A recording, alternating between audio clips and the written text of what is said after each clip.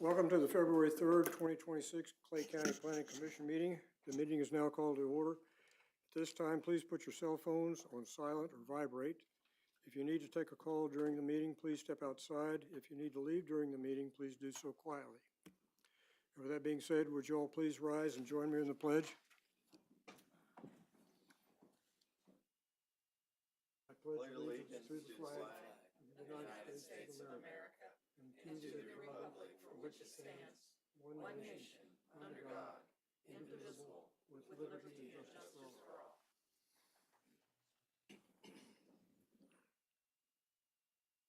My name is Pete Davis, and I'm the chairman of the Clay County Planning Commission. Minutes for tonight's meeting will be taken by Christine Blanchette, recording secretary from the clerk of the court's office. Thank you, Ms. Blanchette. Other staff present, we have Ms. Bess Carthen, who is the Director of Planning and Zoning. And we have Dodie Seelig, who's our Chief Planner. We also have Caleb Reisinger from Real Estate. And we have Courtney Grimm, who's our County Attorney, and Jamie Hubda, who is Assistant County Attorney. And walking in the back is Kelly Hendry, who is Economic Development. Is Chad here? Okay. We also have Chad Josie, who's all from the county.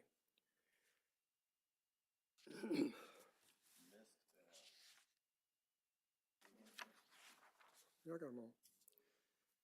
We thank Deputies Butler and Eck from the Clay County Sheriff's Department to help provide security this evening.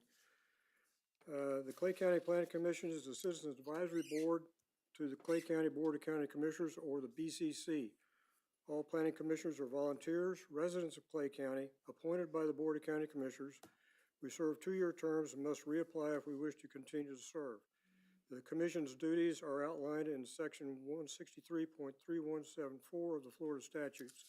We hear applications for comprehensive plan amendments, land development code changes, rezonings. Most of the decisions made by the Planning Commission are recommendations to the BCC. The BCC will have final say at their meeting on either the second Tuesday, 1 week from today, or the fourth Tuesday, 3 weeks from today.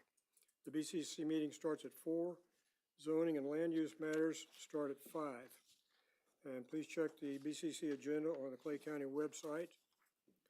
If there is an item on tonight's agenda you wish to speak about or you want to talk about during the open comment period, please fill out one of the comment cards which can be found in the entry vestibule and give it to Ms. Blanchette. There is a 3-minute time limit for each comment. Time is kept by the lights on the podium. The red light indicates the time is up. For the first item of action during the commission tonight is approval of the minutes of January the 6th meeting of the Planning Commission. Do I hear a motion? So moved. Second? Second. All those in favor say aye. Aye. Those opposed, same sign. Okay, the next item on the agenda is a public comment period. At this time, any member of the public can make comments on any item included on tonight's agenda, not included on tonight's agenda, but pertinent to the business of the Planning Commission. I don't have any cards for that. Does anybody want to make any comments in general? I'll open the public comment period, and seeing none, I will close it. We always welcome the public to the Planning Commission meetings, as citizen participation is the backbone of our democratic form of government. Your presence here is important and appreciated. The process for the meeting will be each item on the public hearing agenda will be presented by a member of the Planning and Zoning Department. As part of the presentation, staff will indicate whether they recommend approval of the requested land use, zoning, or land development code change. Next, the applicant will be speaking. Following the applicant's presentation, I will open the floor for members of the public to offer their views. Your time is for stating your views, not for asking questions of the applicant, members of the staff, or the commissioners. Your comments are directed to the Planning Commission. If you wish to speak during this hearing, you will need to take the oath, which Ms. Blanchette will administer momentarily. If you aren't sure whether you wish to speak, go ahead and take the oath. After staff and the applicant and the public have had all their chance to state their views, the floor will be closed for public comments, and the applicant will have the opportunity to respond to the comments by the public. Then the commissioners will discuss the matter if necessary and render a decision.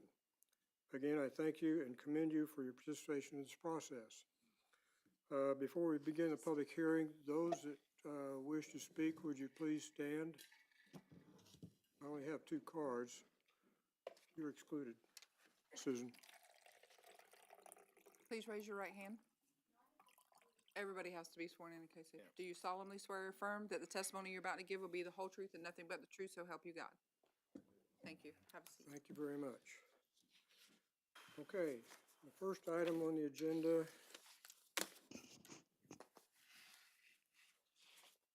is PUD 25009, and Ms. Carson will tell us all she knows about it.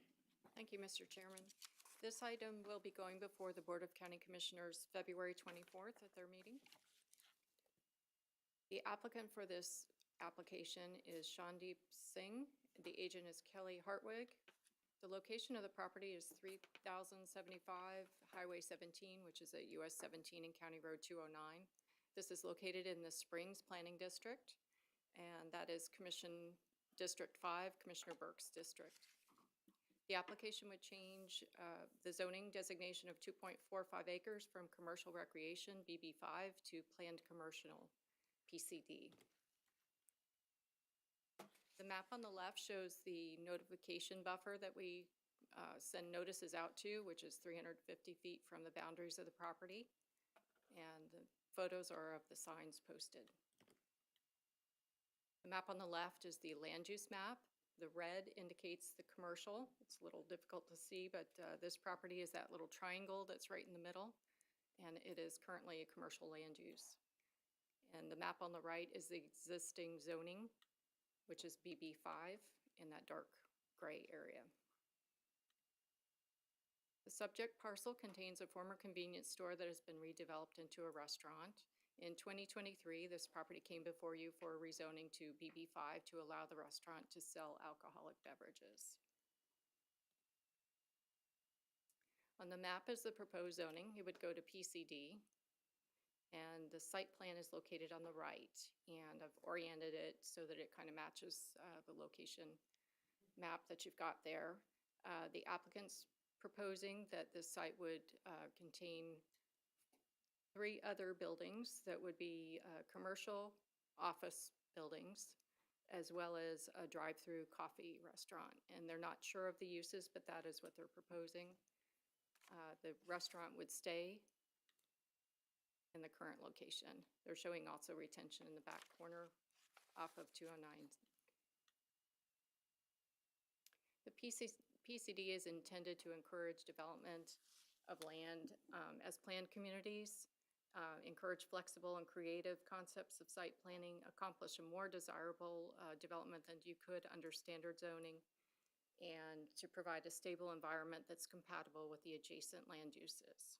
It's surrounded somewhat by residential to the back, and it's got commercial on both sides. The applicant is proposing the following permitted uses. Uses are to include all permitted uses in BB1, BB1, BB2, and BB5, and the additional use of outside storage. The height would be limited to 35 feet, and the maximum lot coverage would be 75%. They are proposing a floor area ratio of 40%, which is consistent with these type of commercial districts. The BB conditional uses listed that would be prohibited are adult entertainment and sexually oriented businesses, or obnoxious or corrosive or offensive uses. The Springs Citizens Advisory Committee voted 6-0 to recommend approval of this project. However, based on the criteria in the report and narrative provided by the applicant, staff does not see where the applicant has met the criteria established for a planned commercial district, and therefore recommends denial of PUD 250009. Okay, Can I answer any questions? questions of staff? Mr. Chair, I just have one for clarification. Mhm. Beth, in there, I saw this when I was reading it. You have 75% coverage, and then you got a 40% FAR. What's the difference? Coverage is just, would be the first floor, so you're talking about a building on the property. Floor area ratio takes into consideration all the floors. So you're looking at the total development that's involved, not just the footprint of the building. 75% would be the footprint, floor area ratio is the entire development. Okay. Could you explain, so I'll just read, so on page 2 of the application, and it's talking about the parking. Let's see, they would like, they stated the parking would be determined by the Brandonfield and Lake Asbury code requirements. I think the applicant can explain that one. Okay, thank you. Beth, I think we did a zoning change for this property not long ago. If I remember correctly, it was probably within the last 2 years. Yes. Do you remember? Because I can't recall what we changed it from and to. I don't recall what it was. I think it was a BB. It was a commercial district because it had the convenience store turned into the restaurant. It was changed to the BB5 so that it would allow for the alcohol sales. Right. That wasn't a use that was permitted in the prior zoning. And wasn't, if my recollection might not be completely accurate, but wasn't it to also expand the existing building that was there to make the restaurant larger? They did. They added an outdoor deck bar area. Yes. Okay, thank you. You have a general question, Ms. Carson. These 3 buildings are along the backside of the parcel there. Is there sufficient room to have a buffer and everything and still? There is a road that obviously is along there, and our code would require that there be a buffer between parking areas, but it's not as definitive as on roads like this when there's no parking. So that could be something addressed in the PCD. There would be residential behind it. Yeah, your write-up also says something to the effect that this drawing that they have is not necessarily, they want latitude in order to, in other words, this is not concrete. Is that correct? They've provided that as a concept plan. I think they could answer to that further. They don't exactly know what would go in those buildings, but I think that would be a question they could answer. Okay. Any other questions, staff? The applicant? Kelly Hartwig, 3420 Wall Road. I'm the agent for the project. The purpose of this is twofold. One, FDOT is changing. Sorry. Can you pull the mic up? You're Sure. kind of tall for, I am. Thank you, sir. FDOT is obviously modifying the whole 209 entrance and is deleting the crossroads so that light's going away. They're also making us tear out those entrances and move it to one. So there'll only be one entrance off of 17. It'll be a right turn in and a right turn out. One of the reasons we did the concept plan was to show that there will be additional entrances. We have to add an entrance off of 209 and off the Mahama Bluff Road to compensate so that we can have traffic flow through this project, because you can no longer come out and turn either way. The other thing is a large site, 2.4 acres, and we want to have we want professional office, retail. So I had a call today, Beth will tell you, that she was a little concerned about the way I had written the uses for BB2, 5 things. So on the paper that she passed out to you, I changed the entire uses to make it even more restrictive. Get rid of outside storage. There'll be no outside storage. It'll be professional offices, retail like a hair salon or bakery, things in this nature. It's on page 2. It eliminated that bulk access and just limited us to what would be more or less like a small strip center.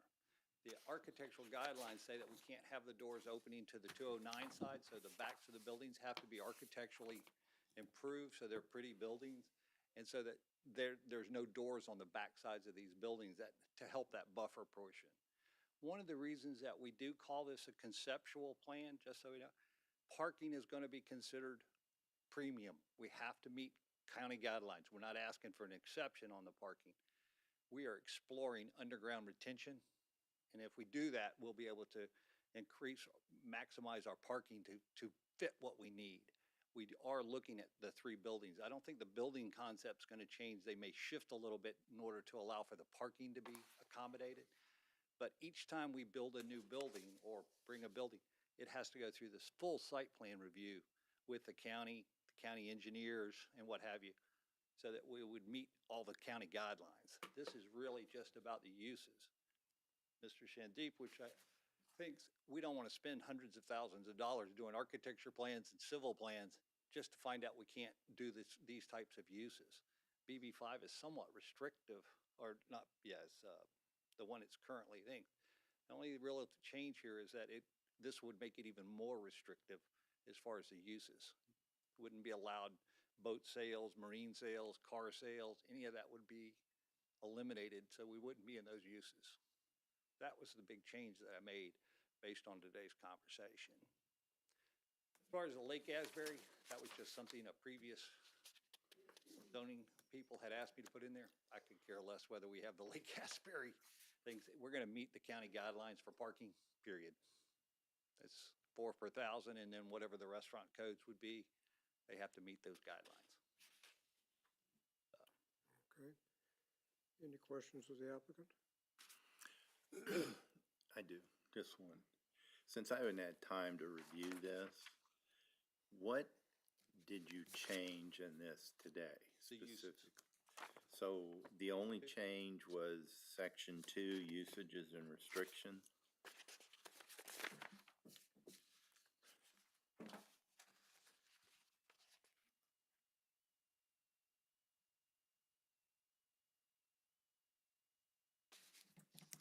Okay, so you have like on here, you took out all the commercial activity and all the BBs and all Right. that language, but you still just say commercial activity. That's pretty broad statement.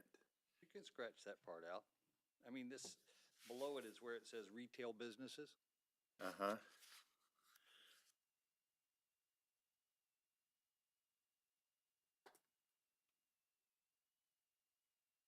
That's what Beth had mentioned, that you'd like to keep it very restrictive, so I tried to rewrite it.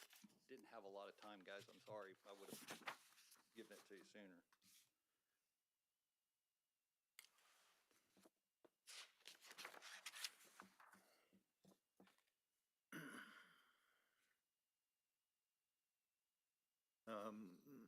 If you would answer this one too. In your design guidelines, you have maximum height of structures per city of Clay County Land Development Code. Oh, sorry, Well, it shouldn't say per city, correct. but elsewhere, Beth, when you did your presentation, you had 35 feet. Is that because that's the maximum we allow in the county? I have to check on that. I'm sorry. Yeah. It could be listed as maximum allowed in the county for what we hear. It's fine. It's the fire marshal that really dictates it usually, so I think 35 foot is what they do as well. Between the fire marshal and the building code, I think they determine 35. the height more so than the 35, but I can check on that. Okay. And I will tell you, the other thing that I think is completely missing from this write-up, you did tie down the uses quite a bit. But I don't see anything in here about lighting. And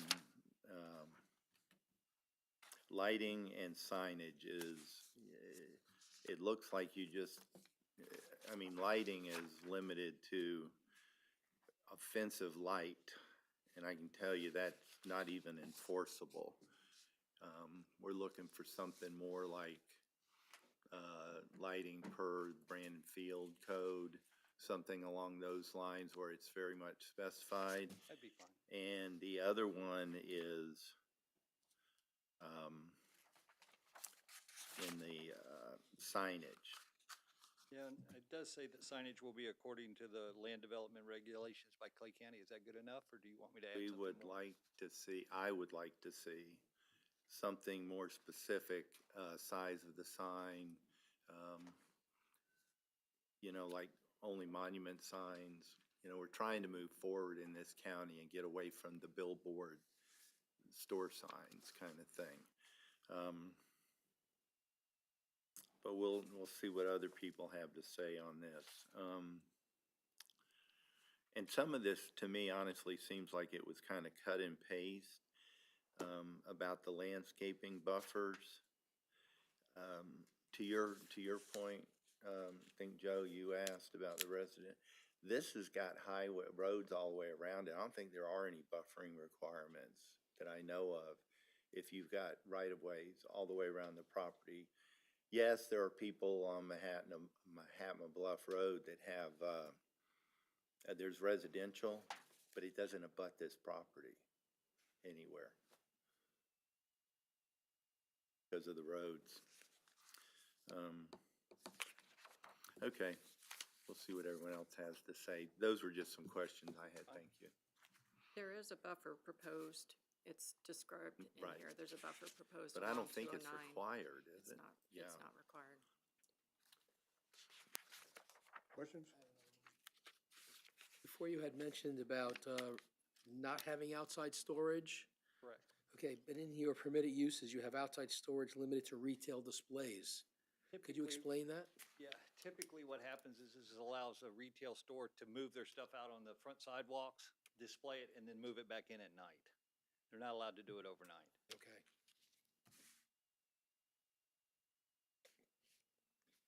I'm good. Okay. Thank you, sir. I don't have any cards for this, but is there anybody from the audience who wish to speak on this agenda item? I'll open the public hearing. I don't see anybody stepping up, so I'll close the public hearing, bring it back to the commission for discussion, Okay, then I will continue if you don't mind. please. I did have a lot that I wanted to say about this one, but this updated written description took care of some of it. I don't like some things in this written description. For example, the second paragraph where it says, the owner will be restrictive in the types of businesses allowed. What does that mean? I mean, honestly, what does that mean?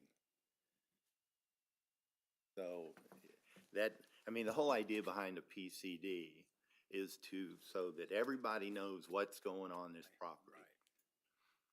What does that mean when you have a statement like that?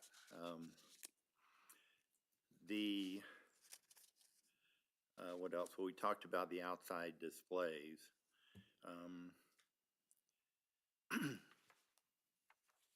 I don't understand this one either. Seventh paragraph, creation of a master plan development affords an efficient use of the land. With each expansion of the site will required a submittal of individual site plan for the county approval.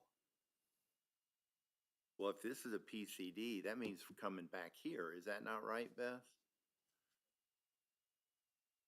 If they were doing a phase plan, if they were bringing each building in separately, they would come to the DRC meeting, and that's where they would Not here. present it. No, they would not Okay. come. If they were to make a change from this very conceptual site plan to something drastically different, then they would come back before you. Okay. I too have a concern about the parking.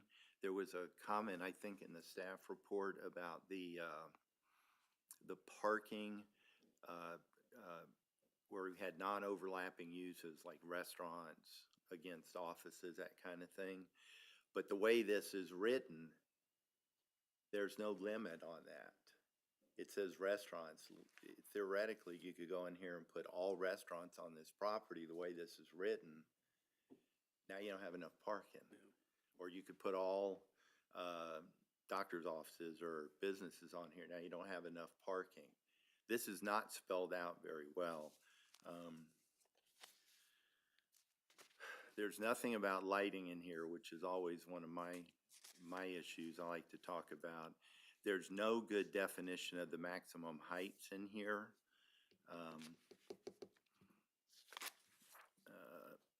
I think there should be better description of the kind of signage you're gonna use. And I don't ever remember us doing a PCD with a conceptual site plan before. I don't remember one. And I think the justification for it being a PCD is a little bit thin. It's not really I don't think a good reason for being a PCD. Those were kind of the things I had when I looked through the written description. And I wanted to say too that, you know, I put a lot of stock into what the CACs have to say, and I think the Springs voted for this. But I think this is where we run into the issue of conceptually, this sounds really good. It's a good plan. It's a good idea. Very poorly executed, which is where our planning staff looks at it and says, this is not a well-executed plan. And I will tell you, I don't think it's well executed either to the applicant.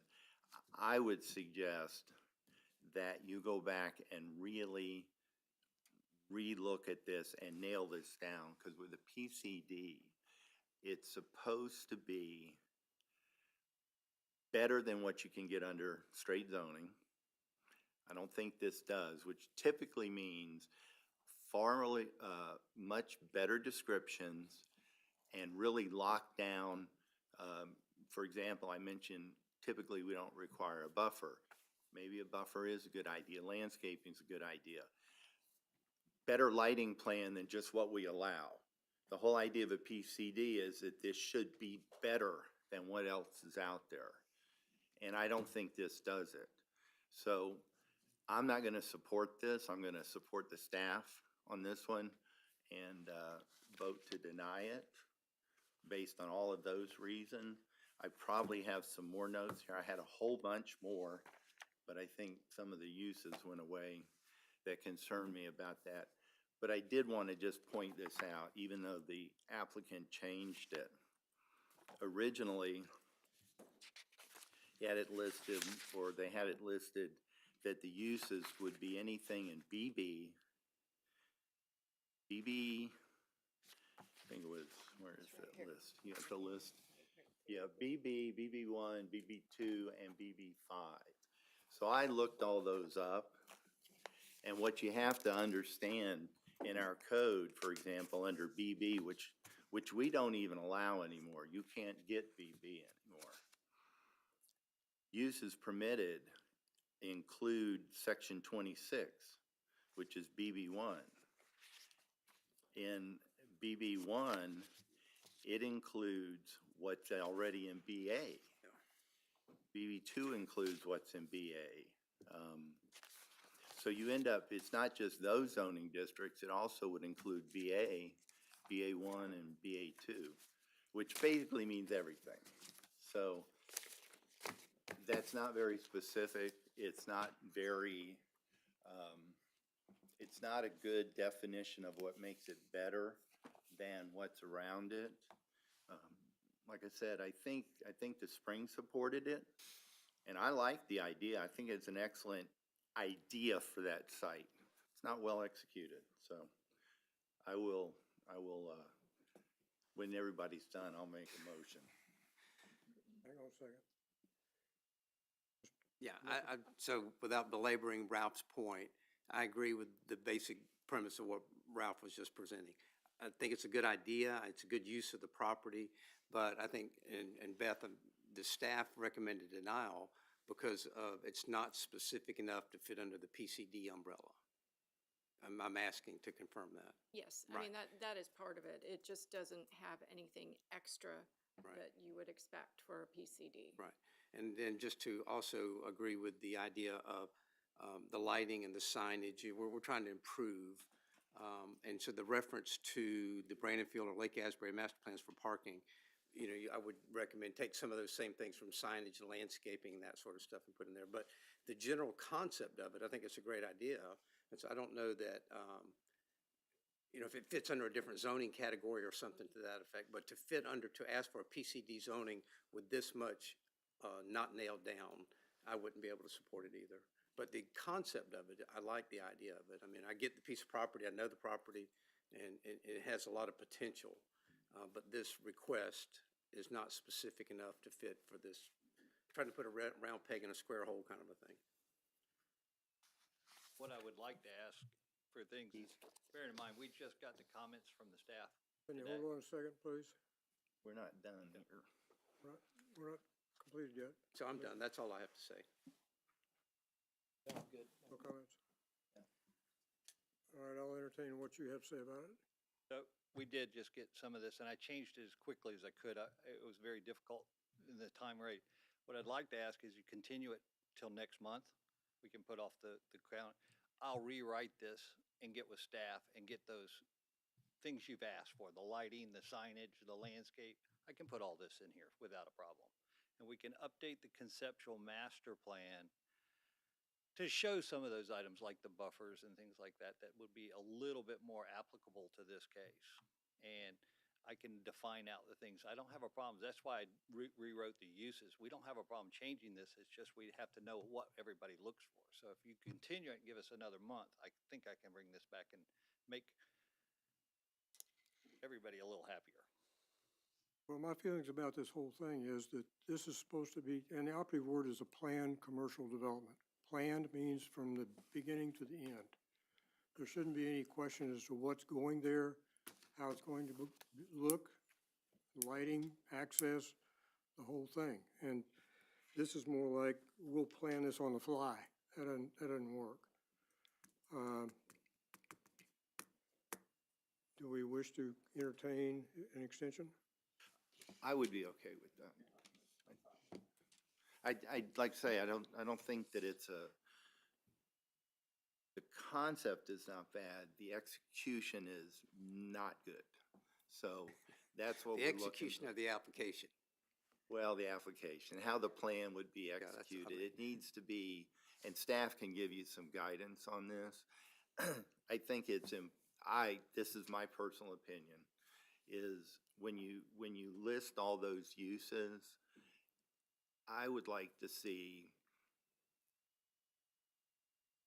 some definition a little better on those uses, but the example I gave, you don't want it all to be restaurants because then you can't co-use the parking spaces. You don't want it to be all, so, you had banking in here. Banking is fine.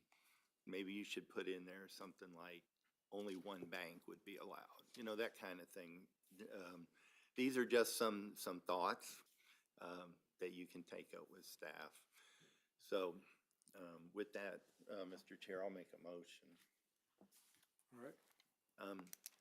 I will move a continuance on this item to our next meeting, which should be, March 3rd, I think? March 3rd, Yep. Or as soon thereafter as it can be heard. A motion, do we have a second? Second. All right, any discussion? All those in favor say aye. Aye. Any opposed, same sign. Thank Thank you. you. See you next month, or soon thereafter. All right, the next agenda item is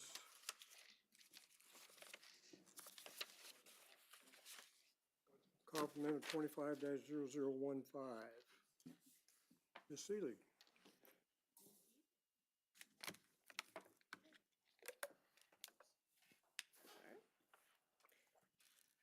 This project is two applications. There's a comprehensive plan amendment and a rezoning application.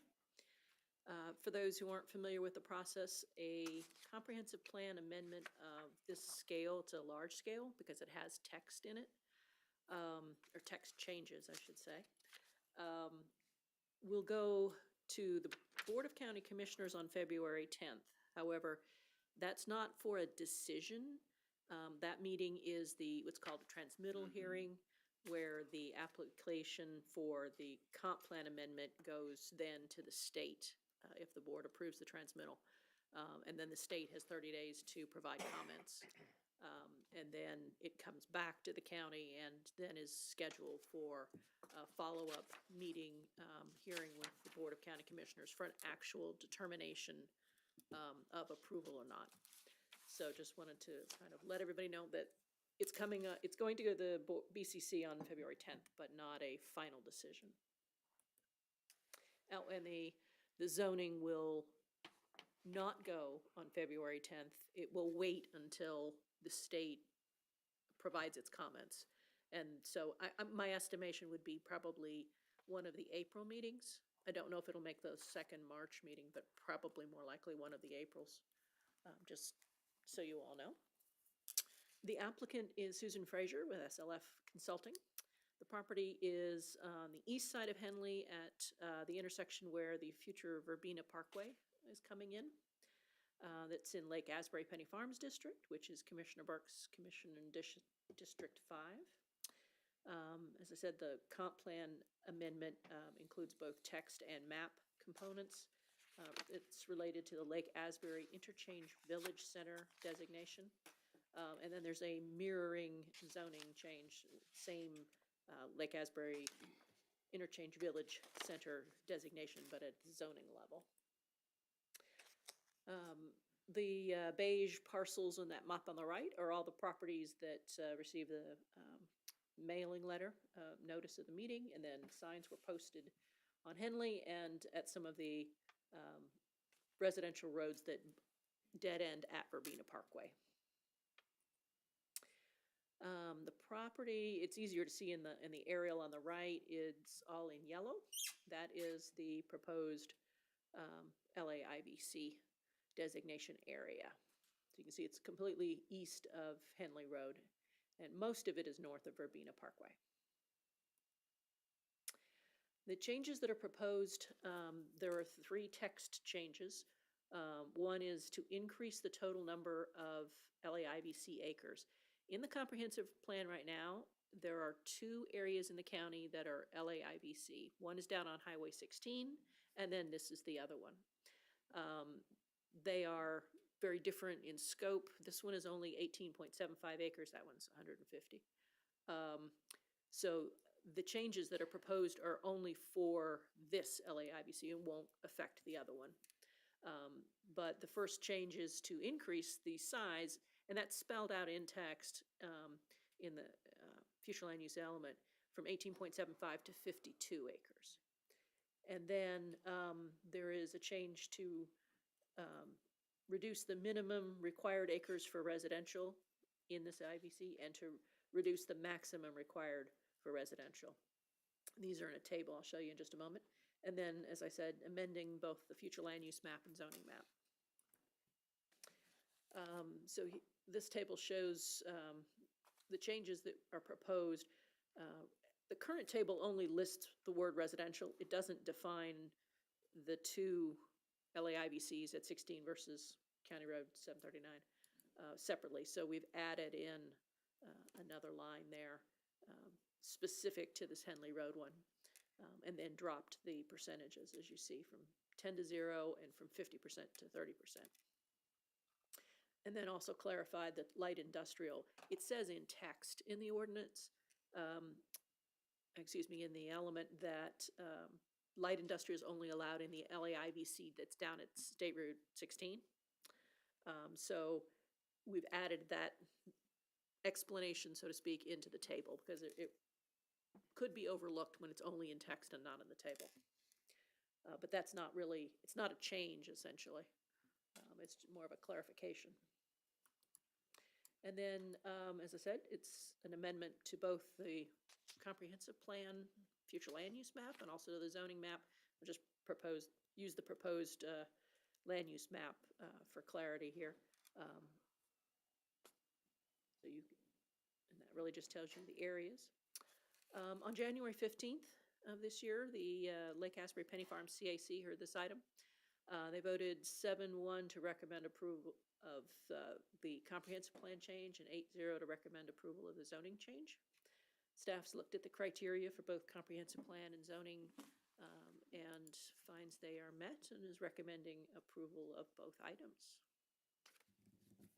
And I'm here for any questions.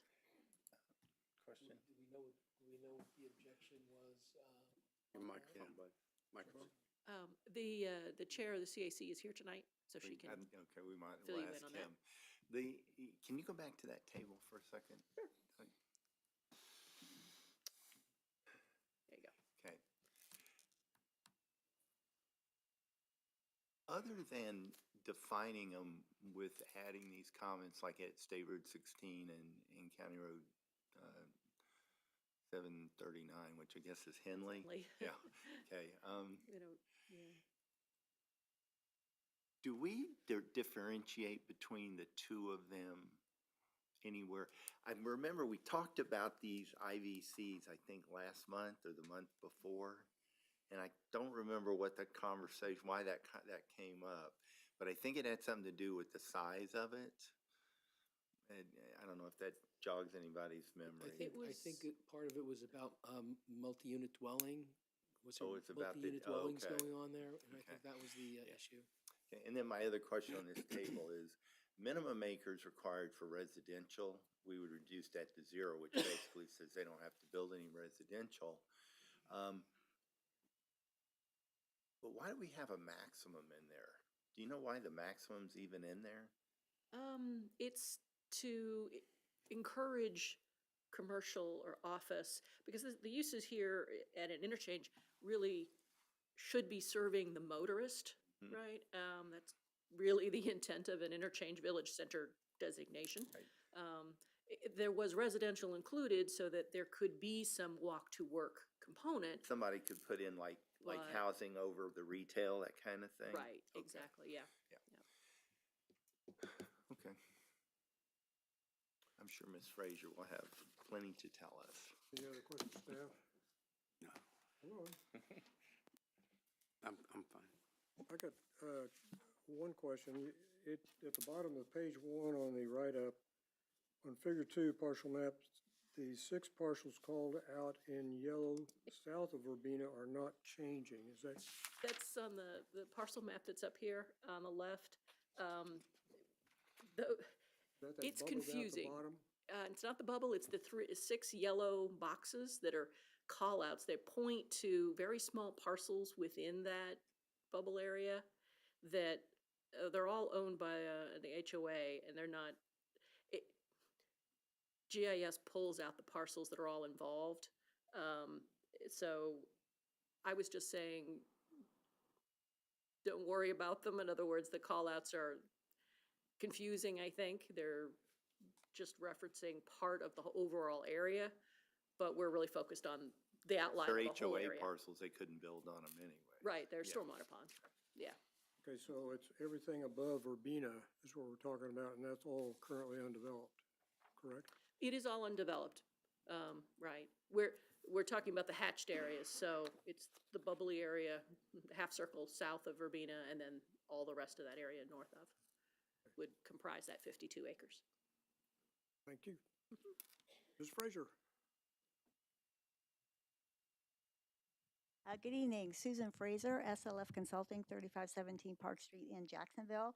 I'm here representing the landowner for 2 parcels. There are many parcels that are listed, and as I think Jody has indicated, part of this ordinance is a clarification and an increase in acreage. And so the clarification part is to fully define what is already on the future land use map south of Urbina. So it captures those parcels, but they're not changing. Those are already in Interchange Village Center. One of those parcels is represented by this applicant. The parcels to the north are where you will see the expansion.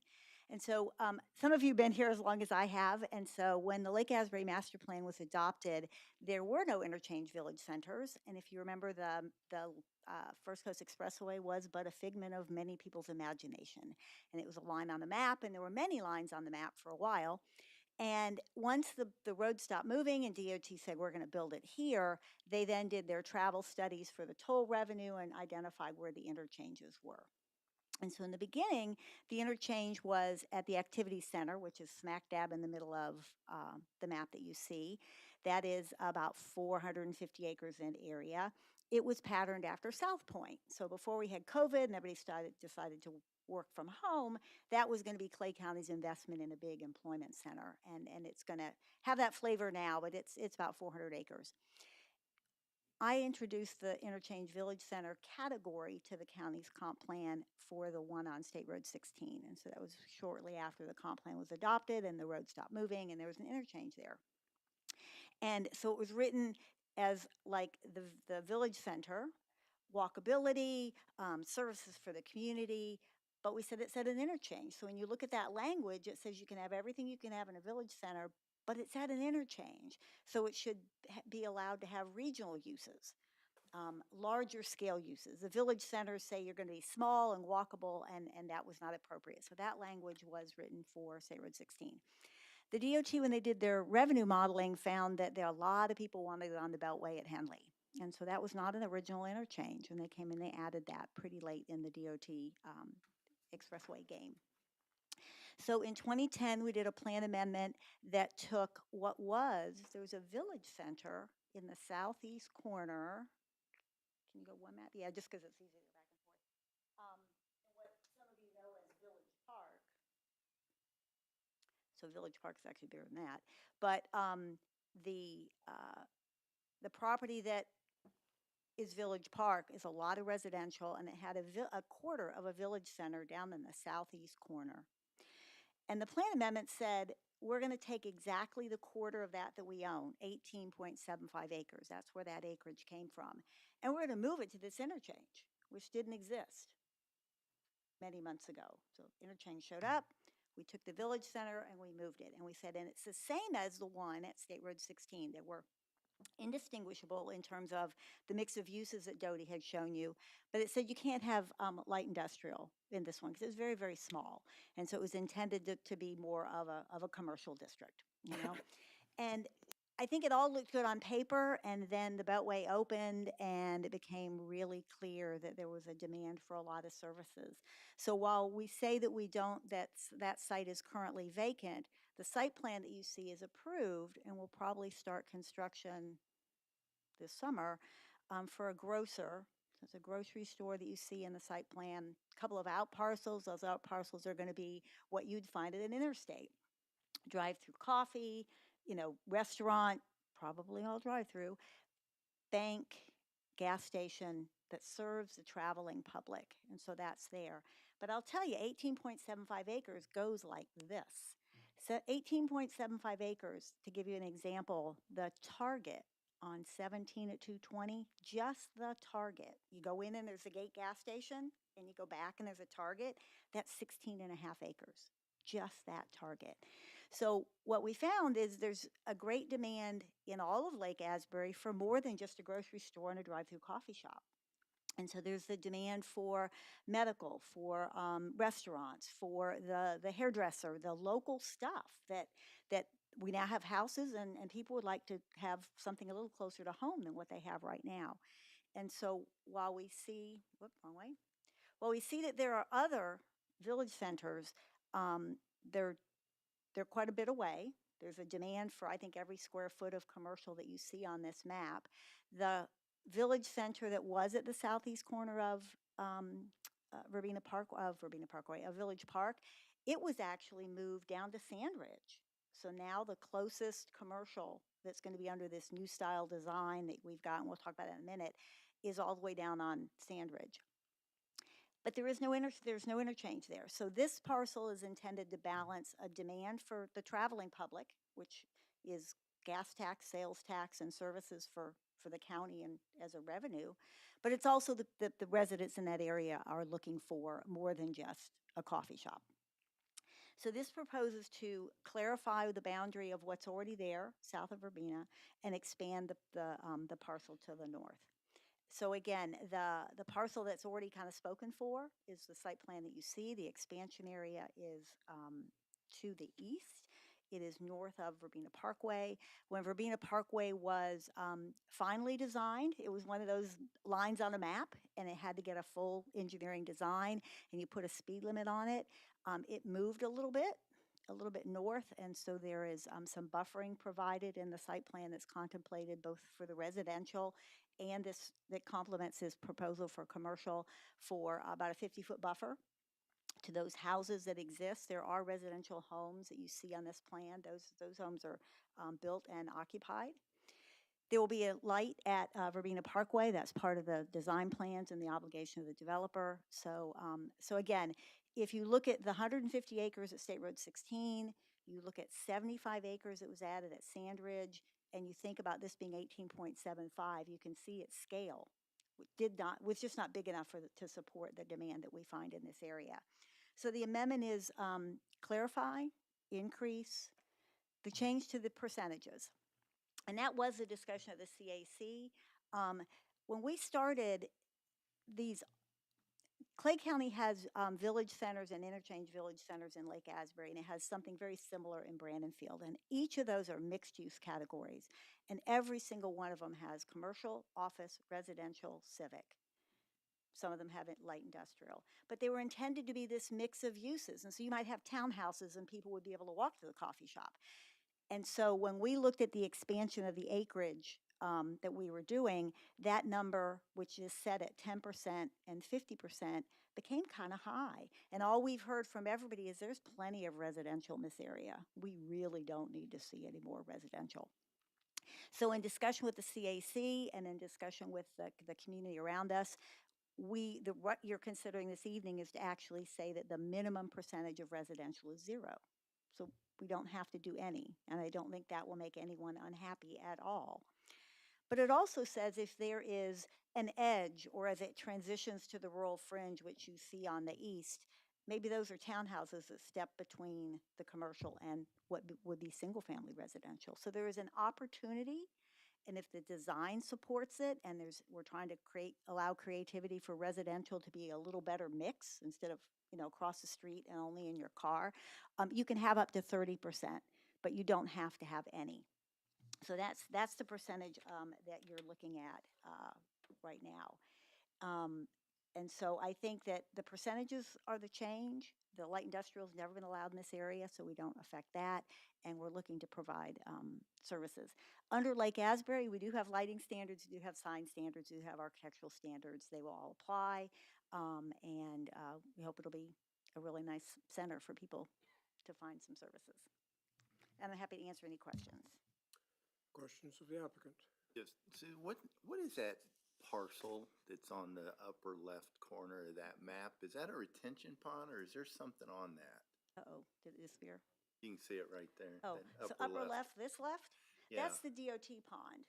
That's all, that's the That's all pond. DOT's pond that's there, Okay. so there's, yeah. Couldn't everything's so small on some of these maps, it's hard to tell what it is. It really is. And so you're going to come off that ramp, the interchange that's there, Mhm. the interchange that's there now, and Verbena will be a signalized intersection. So that's DOT, there's nothing ever going on that parcel. Correct, correct. Any other questions, staff? I think Okay, the applicant would like to give you all 10 right. seconds of his time, too. Real quick, Tom Young with AY Ventures and Black Sound Development, just two different companies with the same general makeup that own the property. I just want to thank the commission for hearing our application here. Also want to answer any questions if you had any more questions about kind of the thoughts and where we think we're going to go with that piece of property. I just want to let you know that we will be starting construction on the road this summer, and that'll carry all the way through eventually to Sandridge. And we have met with some representatives of the HOA next door to get their input. I can tell you they have some additional thoughts on the residential, as I think they'd like it to be closer to 0 than 30. And we, within the conflict, I'm not sure what you can do within the code with this being mixed use. We're fine with 0. And again, I think it was probably a good point to kind of discuss this, what's the appropriate amount of residential, what can you do within the code, within the rezoning and the comp plan, but we're not drawing a line in the sand on that 30, and so you'll hear from them. We've had a lot of discussions with the residents, and certainly look forward to your input on that as well. Question for you. You mentioned the residents, which I think we're gonna hear from, didn't like the 30%. And I'll ask them, but was it clear? The 0 is what you're committing to. The 30 is just if you think there's a demand for it. Right, that's, Okay. and that's what I understand, but they have a different perspective as the people that live there next door, and so, I mean, I think if, and I'll let them speak for themselves. But, Okay. And your company is building Verbena? You're putting that road in? And so we will, again, the plans are approved. Mm-hmm. The signal plans have just gotten approved and completed. The final bid should be done by the end of this week. And then as soon as we break ground in the shopping center, we'll start the road And concurrently. there's gonna be a signal at Henley? Yes, that'll be signal, yeah. So, and that's all approved through county and Clay Electric and everybody else that has to take a look at it. Are there any improvements on Henley that are required due to this? At this time, other than maybe decel lane, because Henley's already 5 lanes. Right. Right, and so maybe some restriping of that middle lane to allow for the turning movements and stuff like that. I mean, it's not part of this application, but yeah, I mean, there will be the driveways on Henley, some of them will be directionalized, and actually the 2 driveways on Henley will be directional, and the Verbena will be the kind of the main turning movement in that area. I didn't know, I know it's 5 lanes. I was wondering, let's see, if you're going north on Henley, if you're gonna add a right turn lane. Oh, yeah, we are, that's, decel lanes proposed there as well. Yeah. Okay. That's all I have, Pete. So, okay, and again, they'll have a lot to say, and again, we look forward to your input and try to find the best way to. I do have one question, something I'm just looking at. Angela?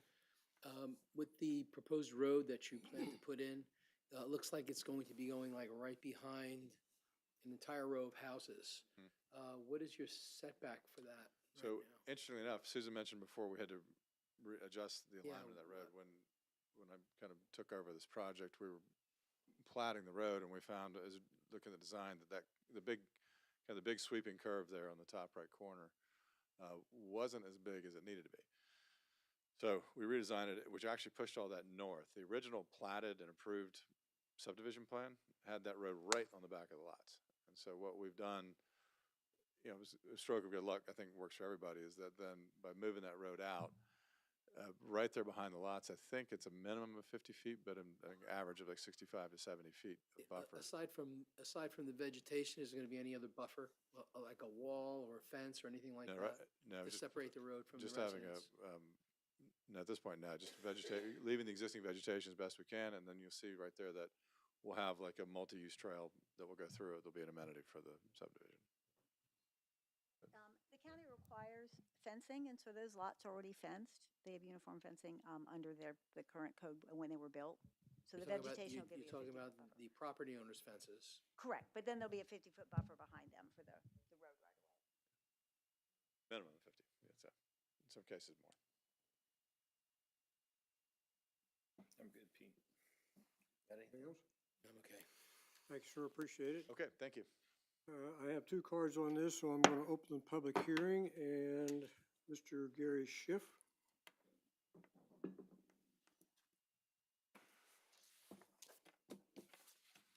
Gary Schiff is my name, 3272 Crocus Lane in Village Park, which is right there.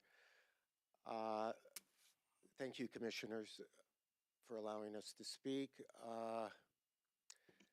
We have 2 concerns as the homeowners, and I speak today with 2 hats. I'm a homeowner, probably the closest house to Publix. I shouldn't have said Publix, but a grocery store. So I'm looking forward to applying as a bag boy. But nevertheless, our concern, I think, starts with the Half Moon Circle, which is really almost part of the existing Village Park community. Actually, the road connects to that circle from Crocus, which is where those homes are. So we're requesting that Half Moon, seeing that we're rural fringe to the IBC, that we take that Half Moon and rezone that rural fringe, because we don't want commercial retail in that Half Moon section, because that's really part of our community, our homes, and that should stay single-family attached homes. So we feel that makes the most sense. So please give that consideration. And secondly, concerning the extension from 18.5 acres to 52 acres, we would prefer, as kind of was discussed, that the residential portion the maximum be reduced to 0. This whole area, including the new development across Henley, they're all single-family homes. So we have a 0 minimum requirement, but at 30%, which is reduced from 50%, that still gives the developer the opportunity to add 15 acres at a maximum 16 units per acre, which is quite significant. So we would really request that the residential part be pulled out, seeing that we're in the process of making adjustments anyways. And then thirdly, concerning the buffer that was discussed along where those homes are, we've talked to the developer. He seems very compliant, giving us a nice buffer, but we're very concerned about the additional lighting, traffic, noise, that this additional 52 acres will impact our community. But most importantly is that Half Moon. We really feel that should be rural fringe. So I thank you for that consideration. Thank you. Thank you, Mr. Schiff. My next card is Tommy Childress. My name is Tommy Childress, 3453 Village Park, same neighborhood as Gary. I'm the actual HOA president currently, and thank you guys for all your time and to hear us out. This has all been a whirlwind of developments. When we moved in, we have about 156 homes within the development, and the developer, when we had that, we knew that it was going to be expanding. We knew it was, in fact, part of that Half Moon there, it is already developed to have additional homes. The plumbing, the water, the sewer, and everything is already there. So by doing what Gary said is to changing that to be where it's single-family homes where there's no business that can go in there, I think is the right move for that, since the development has already been developed for that. In keeping that, and that doesn't impede anything on the 52 acres or the acreage above it, what they're talking about doing. And I think it's a great addition, but one thing that's not highlighted on here, and I think Gary briefly mentioned it, is there's right across the street on Henley, there's a new development in Lake Ashbury going in with probably a couple hundred homes. It might be even more. I'm not real sure on the numbers. Just to the south of our neighborhood is Highland Park, and that is a huge neighborhood, 1,500 plus homes, and a lot of things. It's going to be a great addition, but what we don't want is that one piece that he mentioned is the maximum that he had mentioned to be that percentage. We want that chance for the apartments or townhomes or anything like that, even in future development, we just want it to be 0. We want to be guaranteed that the single family home development that we moved into stays that way, to match the entire area, literally from one end to just about from one end to the Henley to the next. And we're all in support of having the additional restaurants. That's the thing that we don't have out in that area, that we would love to see. We would love to see some sit-down restaurants or the things there. And I think by even having that chance that the other type of housing could go in there would diminish and take away from what could possibly go in there and turn it into something that is not the best for that area. So that's really all I had. I want to thank you guys all for your time and consideration for that. So thank you. Thank you, Mr. Childress. I don't have any other cards. Is there anybody else? Did you take the oath? Yes. Okay. Hi, my name is Helena Cormier, and my address is on file. I also am on the, Could you please state it for the record?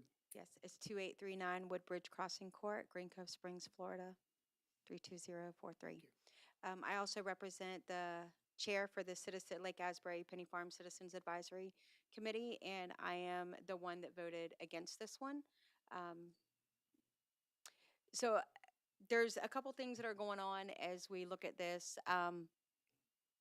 My reason for voting no was because of the verbiage of changing the village center and having everything not being the same as the other interchange village center. And we had just come before y'all with a different one, trying to make the verbiages the same and trying to bring it up to par and have the matching stuff. And so as I stand there saying, we want to have the matching, now we're going back and taking it away. And so, and one of the comments that was also made on that half moon section was 5%.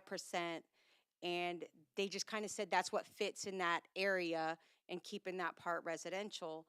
And in my opinion, the residents in our county that keep saying we're tired of the developers coming in and making it fit their mold versus what is supposed to be out there kind of fell into that same line of reasoning on that.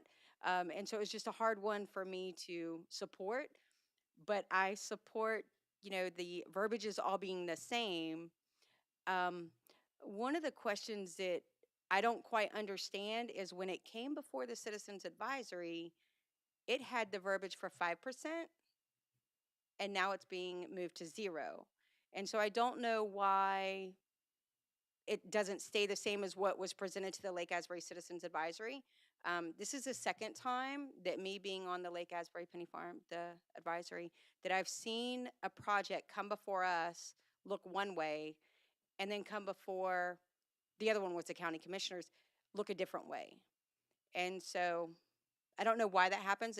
I would love to help understand that a little bit, just for my own personal clarity.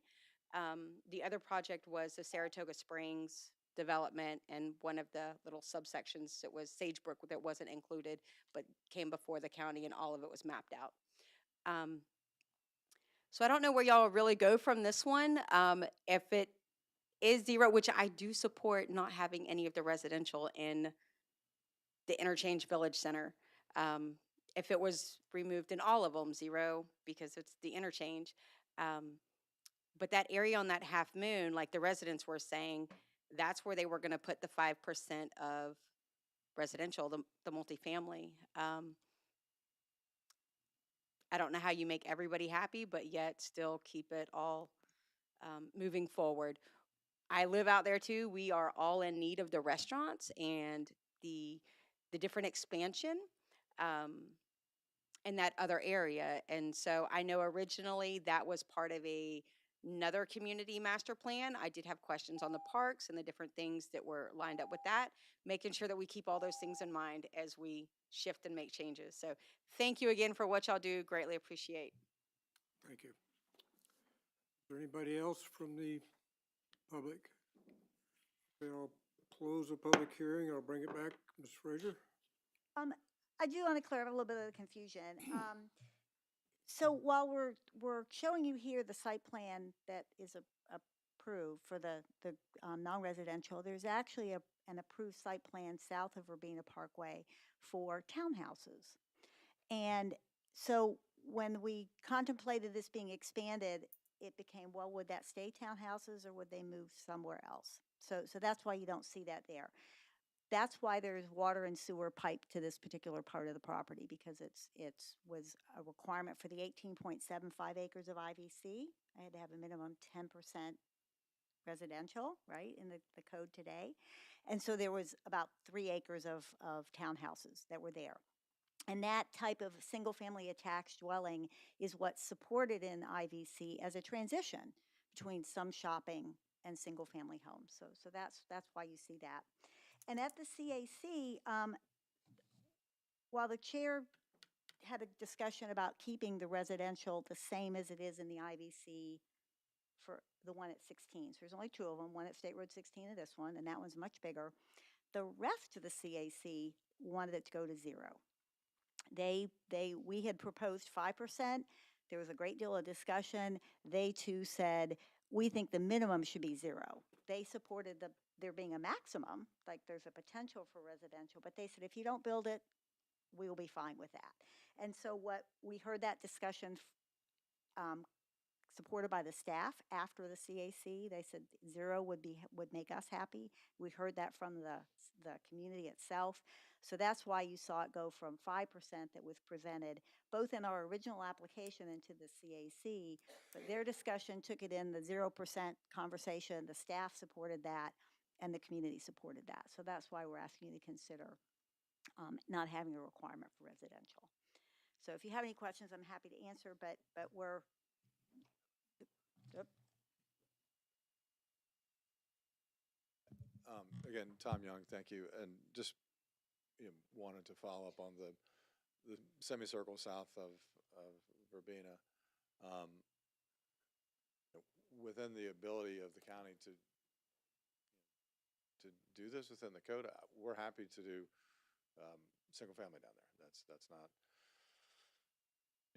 it's not really something that we feel would make or break the project. So if the wish of the county and the residents is for that to be single family, that's fine. I think we have a concept, I think, that even shows that. So I think it's just tricky administratively with how the code's written and all that kind of stuff, how to make that happen. But as far as conceptually, I mean, we don't really have an issue with what the residents are proposing. And I'll kind of leave it to Doty and county attorney's office to how you write that all and make it happen. Yep. So, Mr. Chair, question? Yes, sir. I'm still a little unclear. Okay. After hearing all this.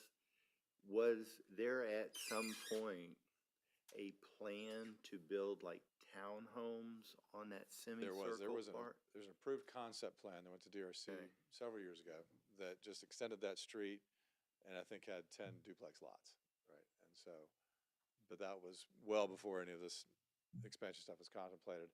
It was just, that was the only thing that was allowed. That area is currently zoned IBC. So it wasn't single family, it was townhomes. Yeah, duplexes. Or- Yeah, right. I'm Because not that's all sure, those- I'm not sure the difference in Yeah. that. Maybe Susan? So IBC doesn't allow single-family detached, which is a single-family house on a lot. So they're duplexes, It- basically? So single-family attached is provided, so that's duplexes, Okay. townhouses, quads, those kind of So the way this is written, you guys have the option to build that if you want, but you also have the option not to build it. Correct. But Okay. there is a requirement within IBC currently to build some residential. I'm looking at where we're going with Oh, this, right, okay? right, gotcha, So, yeah. yeah. So there wouldn't be anything, as long as we left it 30% for the max, you'd still be able to build that, should it be a product that, because I'll tell you what I'm thinking here, is that it's multifamily, basically. I'm always thinking of ways we can get some little bit more affordable housing in here, and it seems to me like when you do attached, those usually are a little bit less. How much of that area, that semicircle, is under the old concept to have the duplexes, the It's attached?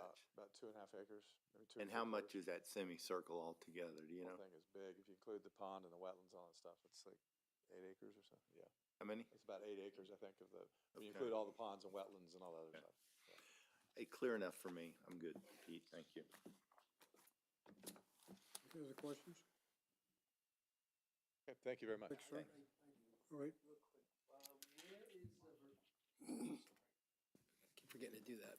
Where is Verbena Parkway going to connect to on the Sand Ridge. southeast side? Sand Ridge. So we go all the way down to Sand Ridge, where the existing Highland Trail development, where I think it's already under construction, already built down So there. it's going to go through the developments that are being developed within Correct. there as well? Yeah. See the black line that, So it comes out the southeast corner of Village Park, and then it goes all the way down, it parallels the Beltway, see it?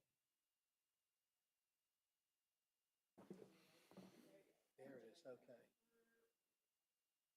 Okay. So that would connect one of those roads that once it's built, everybody will be on it because there's two schools. Can I get to the mic, please? Susan, you need a mic? So I'm just saying, so that's the bypass from the schools and all the things that are going on Okay, Sanford. Susan, also, another question is you had mentioned about multi-unit being built south of this particular development that is there. Is that multi-unit going to be part of what's in, or is it going to be part of what would be actually on Henley with the developments that are going in there right now? Is the multi-unit inside, or is it going to be somewhere where it's visible on Henley? So the plan that, this man has to build it, so it's a concept plan, but it's 3 acres due south in that semicircle. So it's, you've got a pond at Henley, which Mhm. is the pond for I'm Henley. familiar with this development. And then the wetlands, and it's the next piece. So it would be off of Urbana Parkway only. Okay, but my question to you is it going to be where if you're driving down Henley, people will see multi-unit? Or will it still be, like right now, it's all single family, that whole area, except for some of the businesses? Okay, it's a really pretty road. It's a great area down there, and I just wouldn't want to see it become something where we're putting in housing that doesn't conform to that particular area right now. And so That's if my you- question. and That's, Just to make sure that we're saying the same thing. So see, there's the intersection at Verbena. yes, That's Verbena Parkway and the Yes. signal. And so there's a wetland now, yes, and there's a pond right now. correct. So that pond gets bigger, and then this is where if they were built, that's where they would be. So they would- Residential. Residential, And that would be the duplexes that we were just discussing?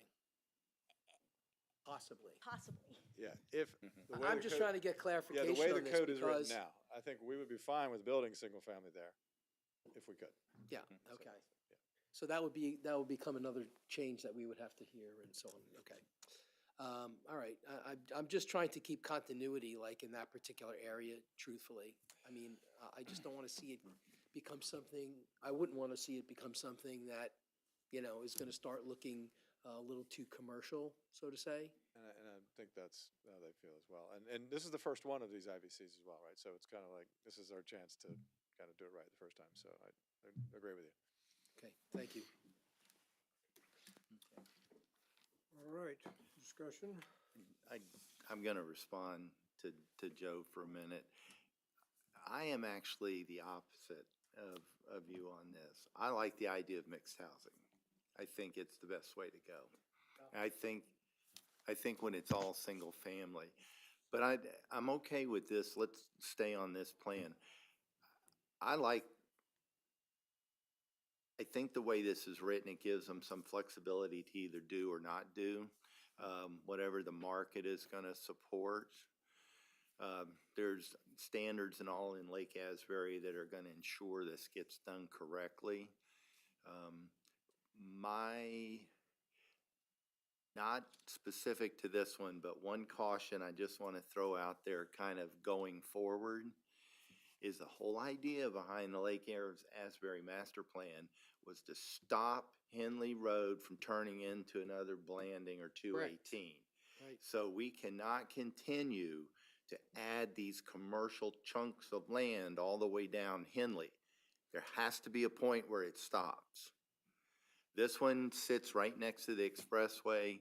The residents seem supportive of it, which flips my vote to a yes for this. But at some point, we have to say enough is enough on him.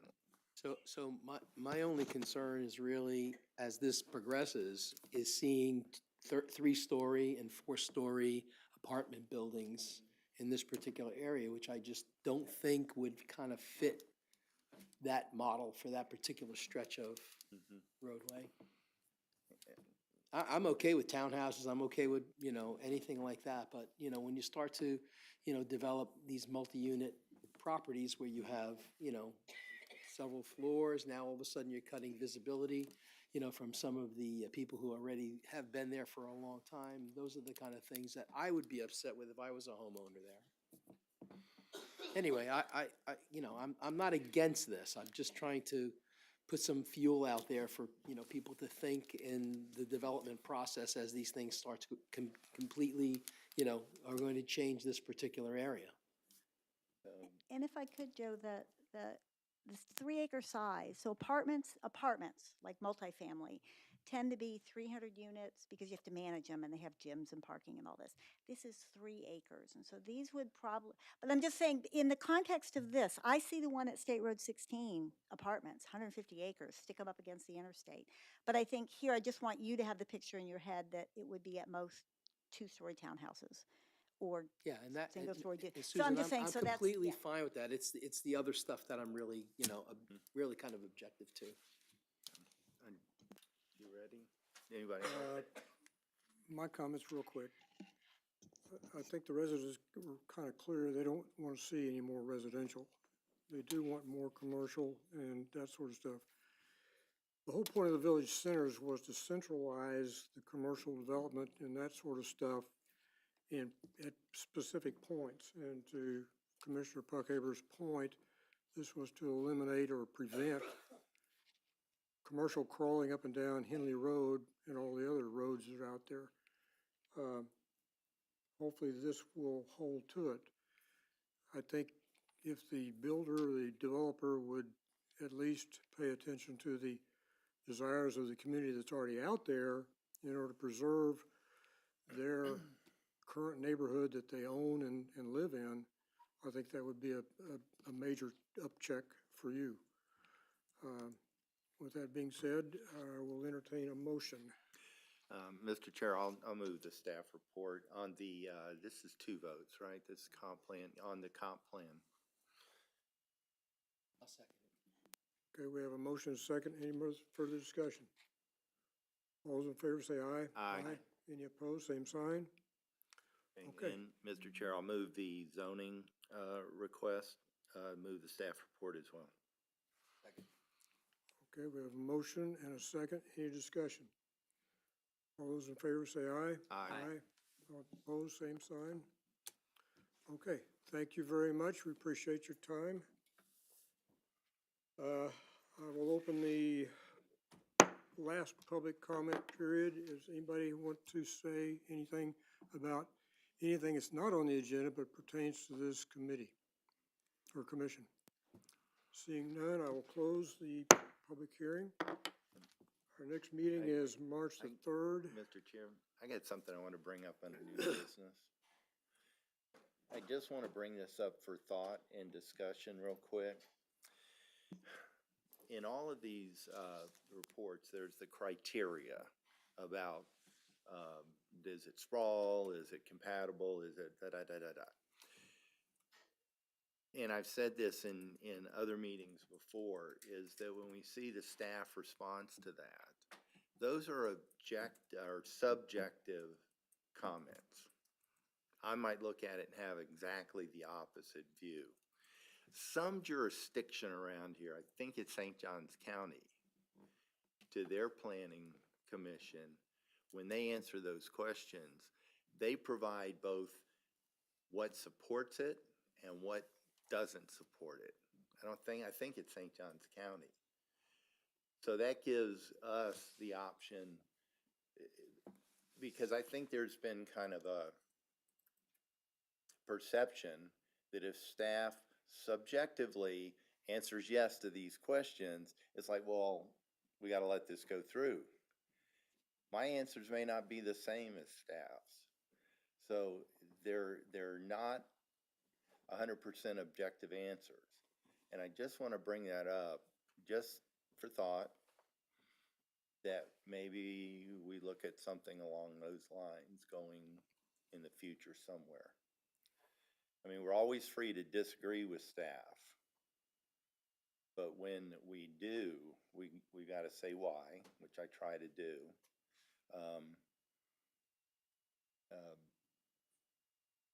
But it does stay in the staff report as that was their opinion of it. So, and I think staff's right about 95% of the time. But there are those times where I'm certainly going to disagree with them. So I just want to put that out there as a little bit of thought. but you might think about that. That's all I wanted. Any comments from Peanut Gallery? Nothing?